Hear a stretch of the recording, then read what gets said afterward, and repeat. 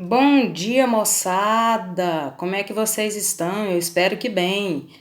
Comunidade pacificada na área, professora Vera, e estamos aqui, hein? Olha só, meninada do primeiro ano, seguinte, o nosso conteúdo hoje é o tempo e o clima. Um monte de gente fala assim, nossa, o clima mudou e aí minha avó adoeceu, meu irmão adoeceu. Na verdade, gente, tem uma diferença muito grande entre tempo e clima. Uma dica: o tempo, ele muda o tempo todo. Hum? Olha só, tempo, estado instantâneo da atmosfera em determinado lugar. Por exemplo, aqui em Anápolis, pode amanhecer assim, friozinho, por volta do meio da tarde o sol está muito quente e à noite pode ocorrer de estar bastante frio. Então, isso não é o clima mudando, é o tempo. O tempo, ele, assim, como o próprio nome diz, como ele é instantâneo, ele muda rapidamente dependendo das massas de ar que nós recebemos. Mais para frente, nós veremos aqui o clima, né? Só que para caracterizar esse clima ou, né, o tempo, nós temos algumas coisas. Por exemplo, para caracterizar esse estado, considera-se esse estado do quê? Do tempo, a temperatura que está no local, o aspecto geral do céu, a ocorrência de chuvas, a umidade, que é a quantidade de água que tem no ar, a pressão atmosférica, lembrando que lá no segundo bimestre, se nós tivéssemos tido aulas, eu teria mostrado para você, aulas presenciais, eu teria mostrado para vocês que quanto mais baixa a altitude, maior a pressão atmosférica. Quanto mais alta a altitude, menor a pressão atmosférica. E o vento, que é o ar em movimento. Então, todos esses elementos aí são os fenômenos meteorológicos que nós temos na atmosfera, que é a camada de ar que envolve a Terra, né? E é onde nós, todos os seres viventes, sobrevivemos. Beleza? Então, vamos lá. Aqui, ó, observando as variações do tempo no recorrer de um ano e verificando o comportamento desses fenômenos por um longo período. Isso aqui é o clima.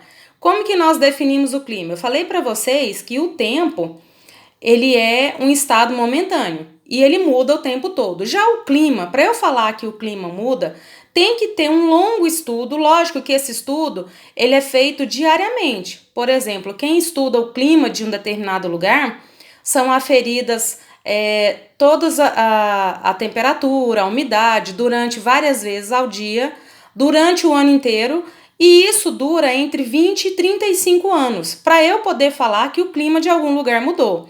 Lembrando a vocês que o clima do centro-oeste, nós temos duas estações bem definidas.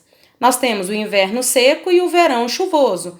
Mas o Brasil, ele é um país tropical.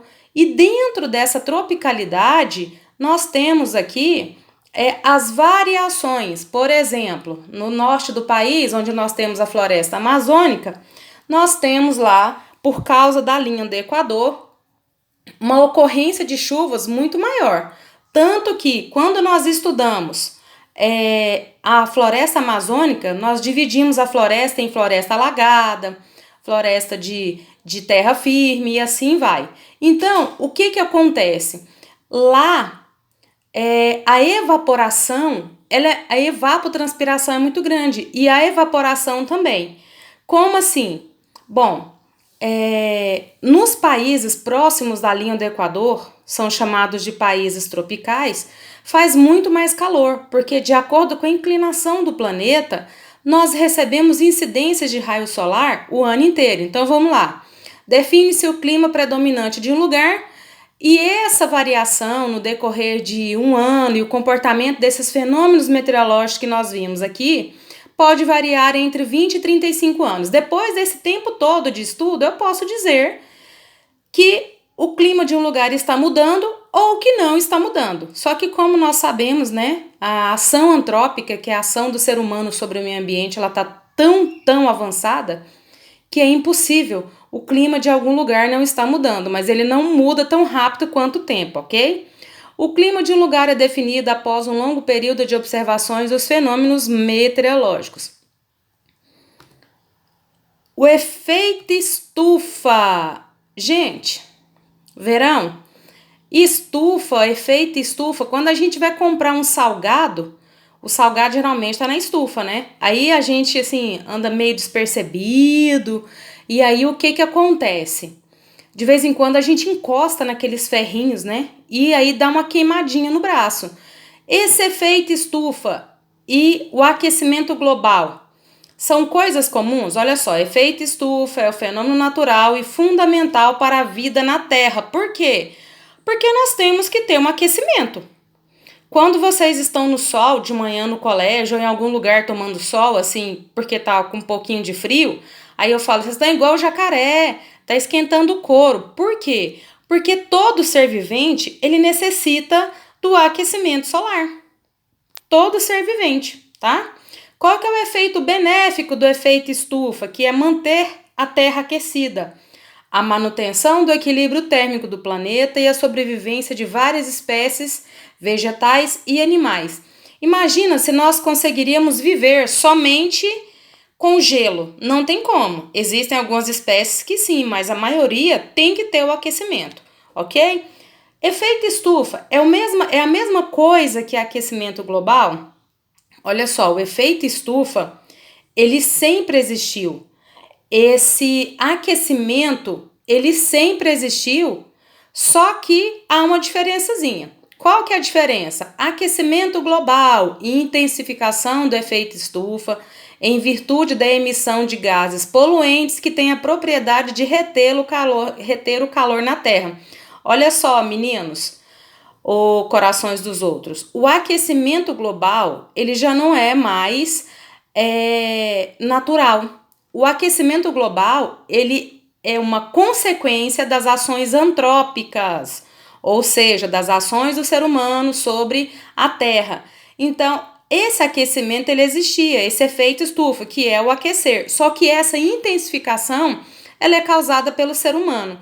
E aí nós temos, então, o derretimento das calotas polares. Você sabe que para virar gelo, a água é doce. Ela não é salgada. Eu já pedi que vocês fizessem esse experimento na casa de vocês. Coloca um copo, de preferência de alumínio, no congelador. Um com água normal da torneira ou do filtro e outro você coloca uma colher de sal ou duas e coloca lá. Você vai ver que a água doce, ela vai congelar. A água salgada não, ok? Nós temos o derretimento das calotas polares, nós temos algumas montanhas no mundo, porque no Brasil nós não temos montanha, é o único tipo de relevo que nós não temos.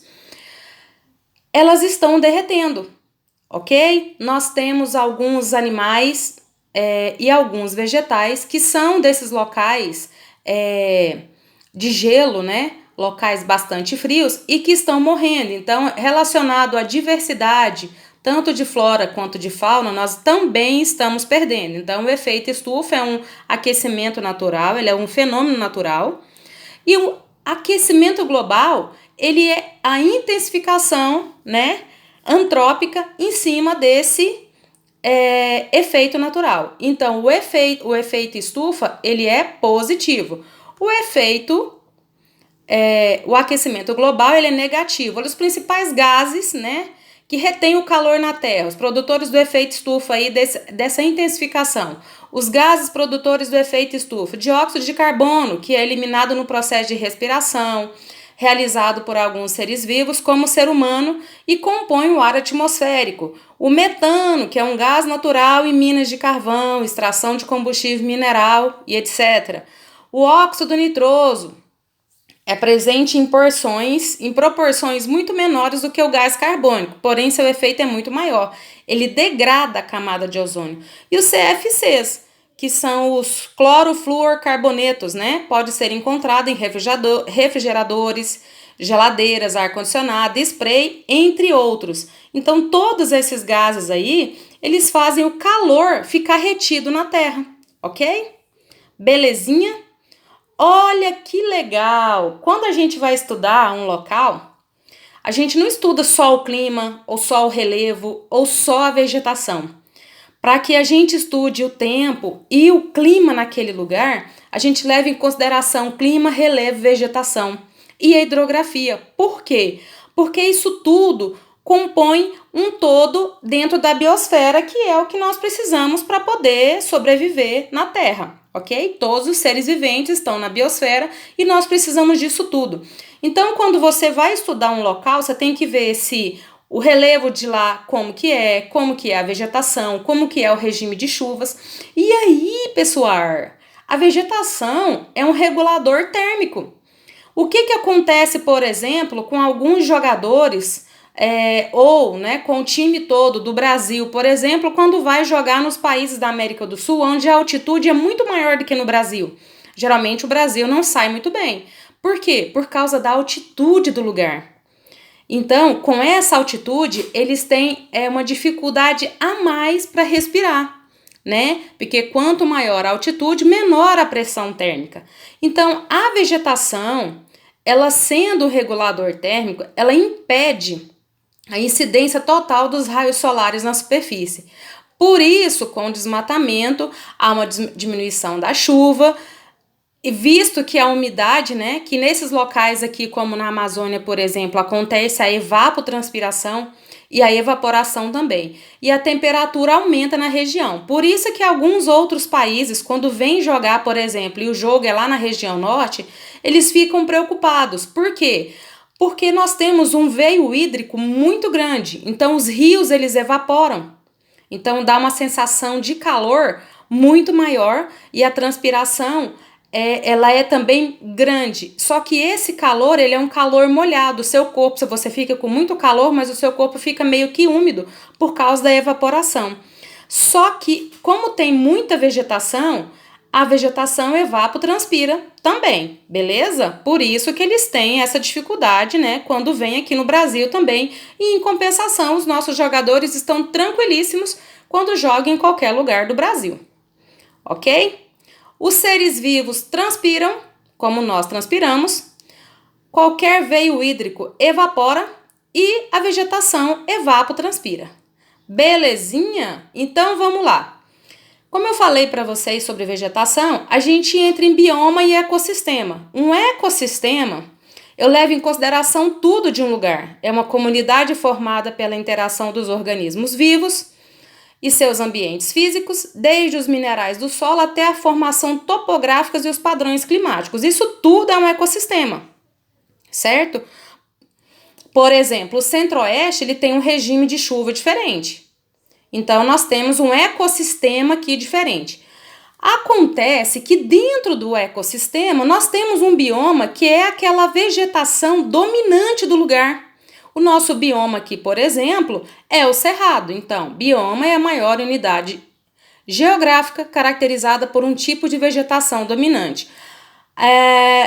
No litoral brasileiro, nós teríamos que ter bastante manguezais. Só que só tem em alguns lugares. Então, o ecossistema de lá é onde a vegetação costeira. Porém, o bioma tem que ser mangue, ok? Viu aí a diferença de bioma e ecossistema? Sim ou não? Belezinha? Então, olha só, por exemplo, no sudeste do Brasil, lembrando que o sudeste é Minas Gerais, Espírito Santo, Rio e São Paulo.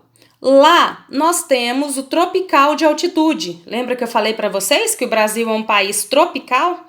Então, nós temos o tropical de altitude e lá tem bastante serras. Serra da Mantiqueira, Serra da Borborema, né? E assim por diante. O que acontece? Lá nós temos um tipo de vegetação de um ambiente que tem um pouco mais de altitude. Em compensação, quando nós falamos de um todo como o Brasil, nós chamamos o Brasil de um planalto central. Lembra que eu falei para vocês?